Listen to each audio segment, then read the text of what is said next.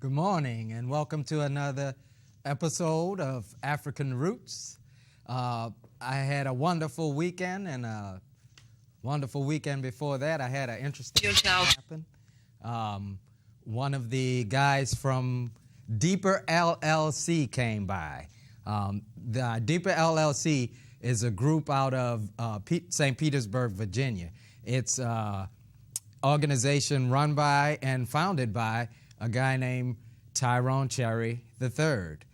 Deeper LLC is an organization that they work with gardening and they work with different things and activities for youth. So they take the youth and the kids, whether it be elementary school, high school, and they teach them how to garden and how to grow their food, but they also take them around the country so that they visit other gardens. It's a wonderful thing that they do. It seems to be helping a lot with the children as far as their education, how well they perform in school, the knowledge they're getting about their food. So I promised you last show that we would go to Sangoma House and do some shooting there. So the good thing is I got to interview Mr. Cherry at Sangoma House. So you're going to get a chance to check that out this morning. We also looked at the problems with the young people. It seems like more young people are starting to get interested in growing their food and being self-sufficient. At the same time, with the economy the way it is today, it's become actually necessary for them to do so. And at the other end of that, we have our elders who they are on budgets. Some of them only get Social Security. Some may not have a pension. So they are looking towards having little small gardens in their yards. I think the problem, I'm going to quote Ron Finley on that, the gangster gardener, I think the problem is the solution. The young people who are so interested and they're doing this, they're putting, especially Deeper LLC, they're doing community gardens now. I think that the young people are going to help the older people to sustain. So the problem, the solution is the young people growing the food for the elders and helping the elders to grow their food. So even if you have a grandmother or a grandfather or someone who can't get out there and physically grow the food, plant the garden for them, help them. And we'll let Mr. Tyrone Cherry explain it. So why don't we go ahead and go to Sangoma House and see what's going on there. Good morning and welcome to another edition of African Roots. As promised, we're going to talk about harvesting all that good stuff you grew this past winter. I know you don't know what to do with a lot of it, but we're going to solve some of those problems for you. And I also have a very special guest visiting in the city, Mr. Tyrone Cherry III of Deeper LLC. He's going to bring the knowledge for all you people wanting to start new gardens. You need to talk to this brother. Tell us a little bit about yourself. Like you said, my name is Tyrone Cherry from Virginia, Petersburg, Virginia. I'm the visionary for a social purpose enterprise called Deeper LLC. It's a collective of companies that are focused on promoting a positive purpose through their business for the community. And right now we're focusing on Petersburg. So how I tie into that with gardening is I have a passion for gardening. I have a 3-year-old daughter, and I wanted to share that passion with her, so we began gardening. And as I got more passionate about it and more experienced, I started learning about community gardens. So that's now, right, as a collective, we manage a community garden in Petersburg. Awesome, awesome. So what got you started, bro, as far as leaving your community to go to other communities and check out their work? I mean, it's one thing to say I'm gonna plant a garden. It's another thing to get out there and actually tend to that garden. But to travel around the United States and also bring youth around the United States to look at gardens. Tell us a little bit about how did that come about? Initially, I looked at it like a rapper. because I was managing rappers, and I look at them as visionaries. I look at them as leaders of the culture, as artists, and like any artist, they need inspiration. That's right. Some of our best artists, they give us motivation through their experiences, and a lot of those experiences are when they go out from their neighborhood or their hood, and they visit other places. So since my art was going to be gardening, I went and visited gardens. I went and visited urban gardens and community gardens, like you said, from Los Angeles to Phoenix to here, to your garden, New Orleans. That's right. And once I got that experience and I realized how valuable it was, the experience was valuable in the knowledge that I got, as well as the actual experience of seeing all these plants at different times of the year, like seeing all these plants and seeing people who are gardeners planting these things, because there's an energy about them. I realized that we need to share that with some youth in our community. So as a collective, we put our funds together and we took 3 teenage males from Petersburg. We took them to Orlando, Florida to do an urban garden tour. So we visited some community gardens, and we also visited Disney. How did they respond to that? Man, they ate it up. They ate it up. First time on the air. Youth are hungry, bro. They're willing to grow to eat. Exactly. That's real. No pun intended. Yeah. But it's real. And if you show them how to grow it, the whole idea, if you teach a man how to fish, he can go fish. Well, that's right. If you ain't got water or fish, you're not eating. That's right. But you can find dirt. You can find seeds. You know what I mean? So, and that's what we're kind of teaching. Is there a particular demographics that you see wanting to do some of the same things as far as the community garden and the outreach with the youth? Is there a particular demographic that? To be honest with you, not a particular demographic, but there is, it's everybody. It's everybody. You feel me? Like my grandmother wants to garden. We call them the old heads, but our elders in our neighborhood, they want to garden like the one they had when they were growing up. And like I said, we have 13, 14. And that's what I've been finding too. I think a lot of not just the younger people, but the older people who remember it are starting to want to do it again. I don't know if that's going to be out of necessity or could be survival for a lot of us. So yeah, I think it's a good thing. I think it is a good thing. I mean, it actually is survival, and it's a good thing to go ahead and put that into your own hands. That's right. Through gardening. That's right. You know what I mean?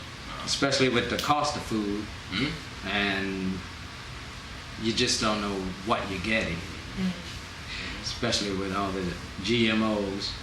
So gardening. Why not music? If someone in the context of urban society would look at you, they would say, yeah, he's a musician, an artist. Why gardening? Is that something that you think is going to be necessary? Yeah. More than anything. Gardening, because it is my form of art. It's how I express myself, how I express my idea of love, and it's how I take care of my family. I'm trying to feed my family with it, so I do think it's a necessity. First of all, health as well. We all deserve to be wealthy. We all deserve to be healthy. You know what I mean? And we can do it ourselves. So yeah. It's been one. It is one. You know what I mean? So you heard it from Mr. Tyrone Cherry III. And we're going to take a quick break.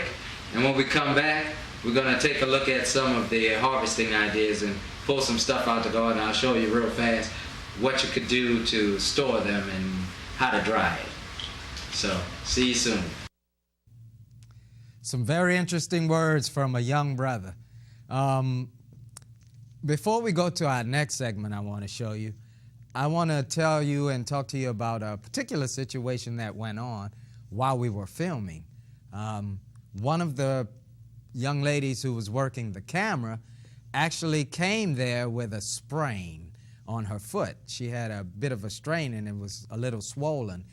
She had been complaining that the strain was really hurting her, and walking around the yard, it was a bit difficult. I noticed and I asked, I said, what's wrong? She said, I strained my foot.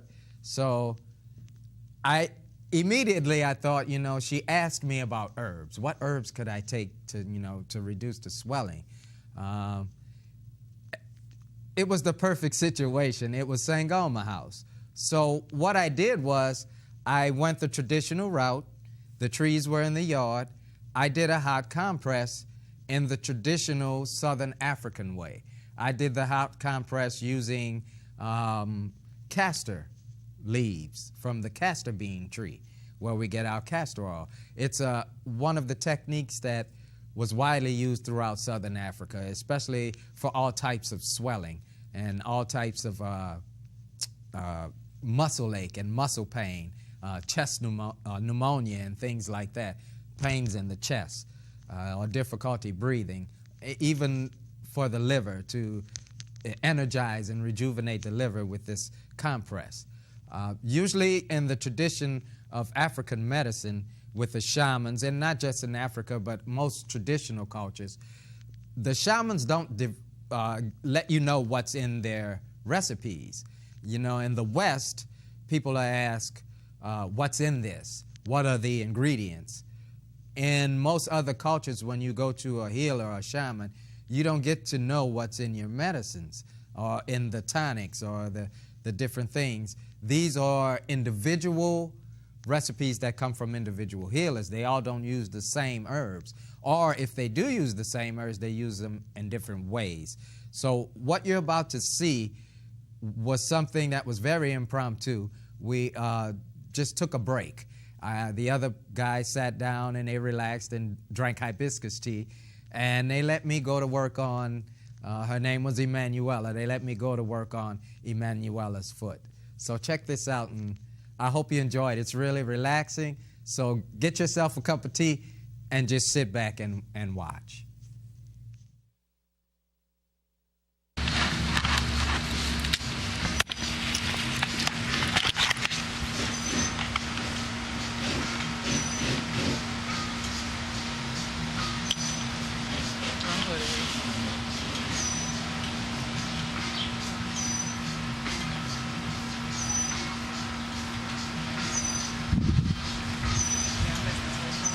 Oh no, you just started.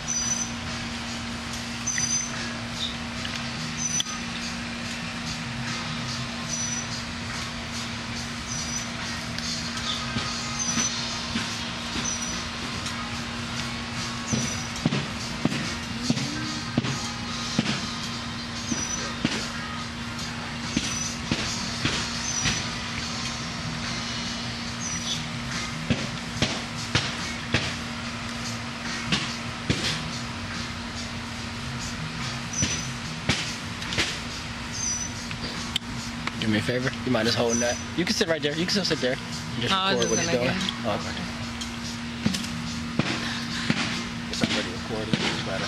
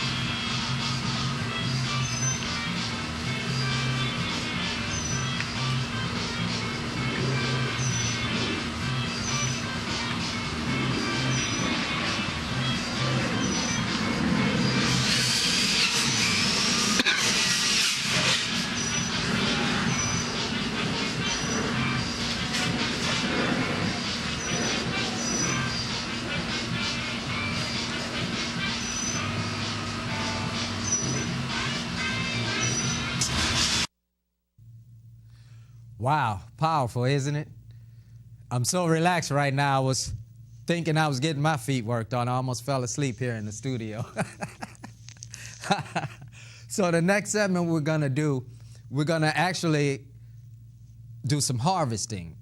So I promised you harvesting, and that's what we're going to do. We're going to actually make some tea blends, and we're going to move around the yard, mix those up, show you how to pick it, number one, show you how to dry it. We're going to show you how to process it, all these different herbs that you grow. So many times people grow tons and tons of herbs because they say they want it in their garden, like basil and oregano and most of the herbs that we cook with. But then we get carried away with the amount of plants that we put in. You know, you might put in 5 plants of basil, and you're thinking that's not a lot. Maybe one of these plants will die.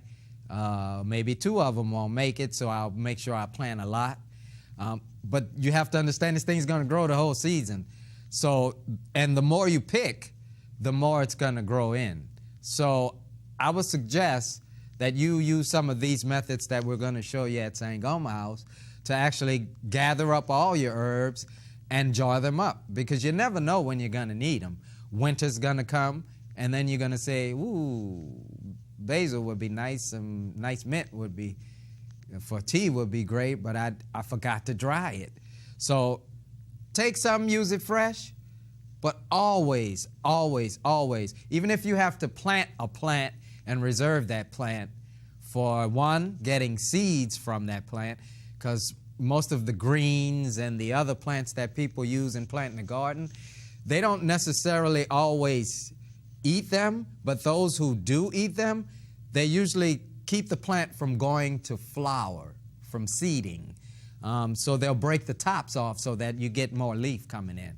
Plant one just for the seeds and for the flower, because it does change the flavor a little bit when things go to seed, and certain things you don't want to use the roots and the leaves while it's seeding, because the energy goes to the seed. You actually use the seed.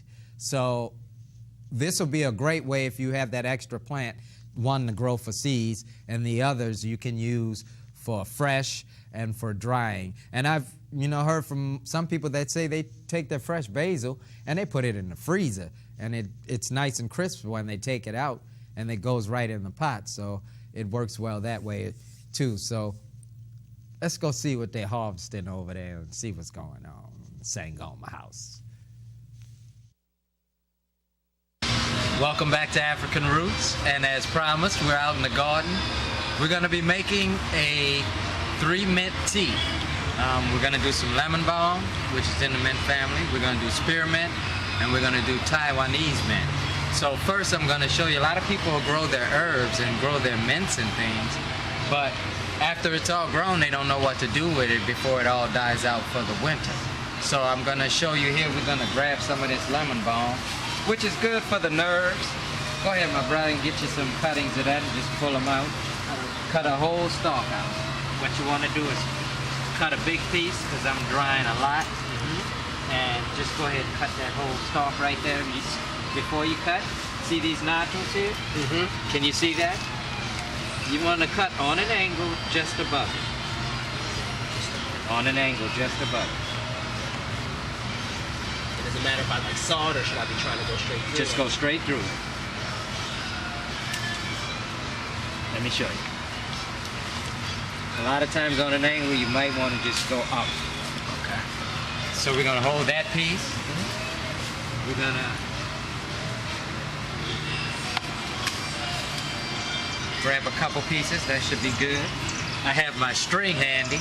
We've already got some spearmint here. And hey, what do you know? Let's go with some of this other mint here. And what we're going to do is you can dry this out. So I'm going to show you. You go through it, and all the leaves that have been eaten by the insects, some that have snail trails on them, I like to call them, I remove those if I can tell that the snails have been crawling on it, or slugs. And you want to get the yellow leaves off, and we'll add that to the spearmint. And we have our Taiwanese mint. Now, the Vietnamese use this a lot in the Thai as well. to cook like vermicellis and pastas and things like that. Soups, mostly soups. And with seaweed, it's pretty. It's got a purple underside. So we're gonna grab some of that because I like the smell and the taste that, smell that. We smell it. Feel the love, Good. taste the aroma. Let me try it. So now I would take this. Hold the knife for me and let me have the lemon balm. Because I'm not sure when I'm gonna be able to make my tea. If you have a place you can hang things, this is one way to dry it so that it dries through and through without turning moldy. So you want to make sure the room you're drying in is dry. If you have a ceiling fan, keep the ceiling fan on. And you just tie this in a bundle.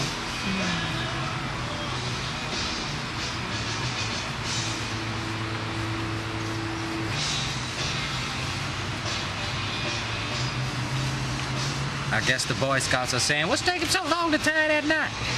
So I would use this. I have a coat rack inside, and we're going to go inside, and I'll show you what to do after it dries.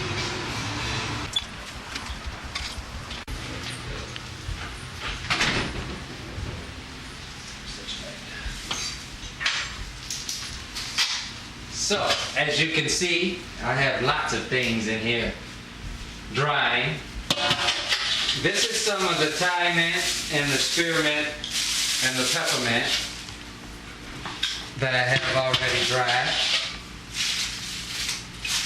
So usually I'll just break all this up, you know, after you hang it and it dries out, then it'll be ready to make a tea that you can store so that when winter comes, you'll still have some tea. So I'm just going to go ahead and pull them off of here.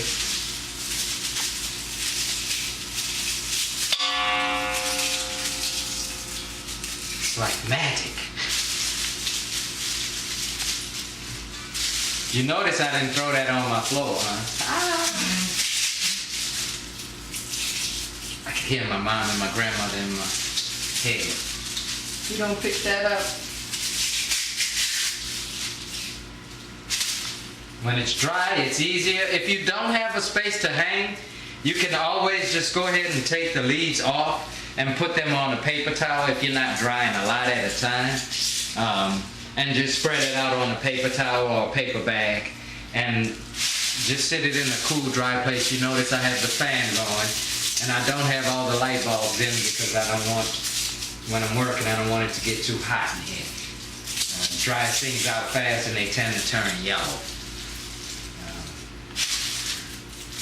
I keep the blinds closed and keep it cool. And it makes the whole house smell good.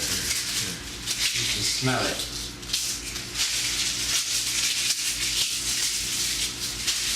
Get all the twigs out. Now this is going to be basically a loose tea type thing, so I don't need the mortar and pestle to break it down further. If you wanted to do a powder, you could use a mortar and pestle and turn it into a powder, or even a coffee grinder if you have one. You could use that. But just the little herbs we took would make a nice bundle of tea that you could store in a nice, at least 8 to 16 ounce jar. Where else you're going to get something that smells so fresh? You know you're going to grow plenty because you just know this. So dry some of it, use some of it fresh, but don't forget about the months when you're going to be saying, I wish I had some basil right now. It might not be fresh, but there's clearly a big difference in fresh dried and herbs and spices that have been dried for a long time. And sometimes in the store, you don't know how long it's dried before it actually makes it to being bottled or packaged and sold at the market. So there's a delay there as well. So things tend to be dried for a year or two before you even get it. So this way, you knew it was from this season, And I usually when I put things in a jar, I put a date on it, or the year, to know what year I dried it. I don't have to worry about that too often because I usually don't keep things that long. It's used up really fast. And I do a variety of teas. Now we got all the leaves, so we just go through this and make sure all the other stems are out.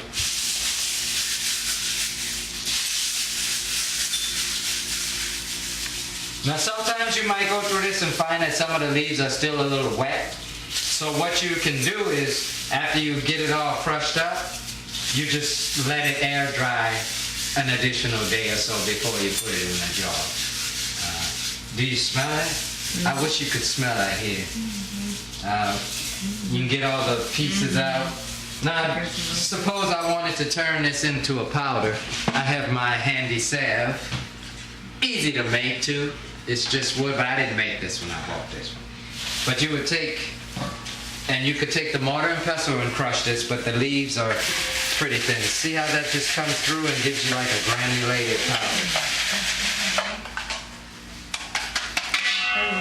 A fine powder. And even that, the pieces that did not fit through, I would keep that as well. And then I have fine, I have coarse, and I have chopped. So there are 3 ways that I would have these teas. So doesn't this smell good? I'm ready for a cup of tea. Nice 3 mint tea. And that lemon balm is going to calm the nerves, so you could use this as a tonic to kind of get to sleep at night. Help calm you down. A lot of people are dealing with sleep issues. And this is something simple that you can grow in the garden. And this goes for all your herbs. You can do everything with the food. I have bitter melon and burdock root that was grown, hibiscus flowers, fish mint, peppers that I dry and make chili powder, red clover for cleansing the blood from the clovers outside. Make a beautiful color when they dry.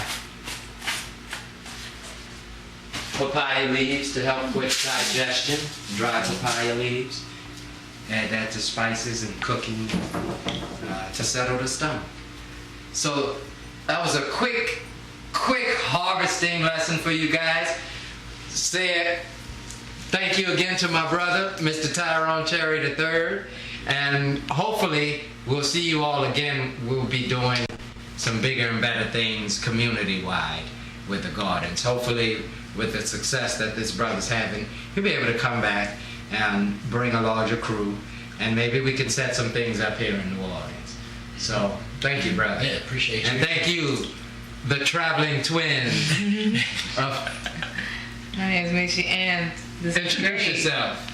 So, How'd you like the experience here at Sangoma House? it's dope. The energy is very mellow. It calmed my everything, because yesterday was a very touristy, we party, everything, but the great thing today is that we're winding down, connecting with nature as it should be done.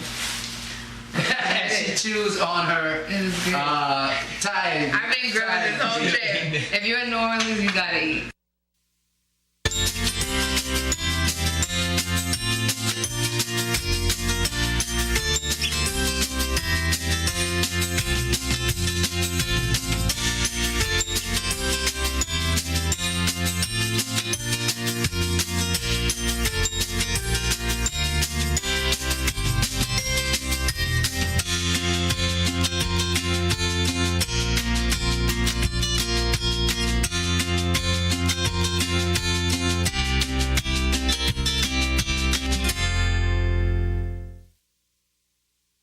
Honor our elders by giving them respect and hearing their wisdom.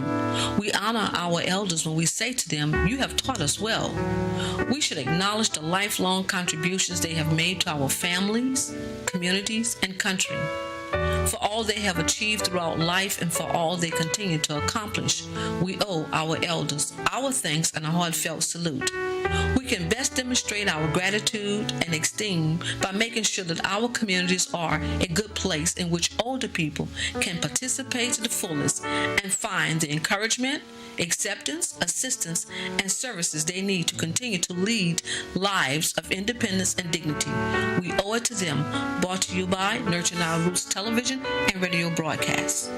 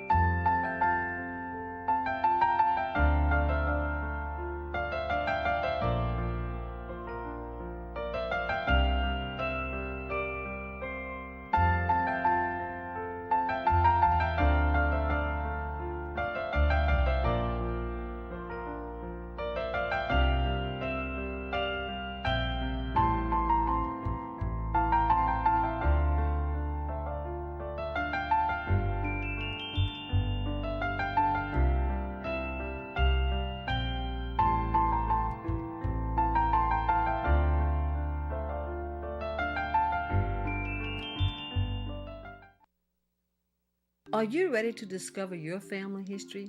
It is rewarding to know your family history. Knowing your roots can help you discover who you are and where you fit in. Many people discover important information about their family history, gathering more detailed information on generations that came before you, compiling personal stories, photographs, and documents, and meeting new family members. Discover military records, birth records, death records, vital records, land deeds, marriage records, obituaries, and other genealogical records while researching your family history. Have you thought about researching your family history and don't know where to start? Join us right here on Nurturing Our Roots for a journey of a lifetime researching your family history. Explore your unique and rich family history right here with us on Nurturing Our Roots, the live talk show where family matters, where the past meets the present and the present meets the future, with host Antoinette Harrell. Thank you for joining us. to have worked with Deeper LLC and with the crew that he brought, Emanuela and Mishi Fernandez, Emanuela Lewis.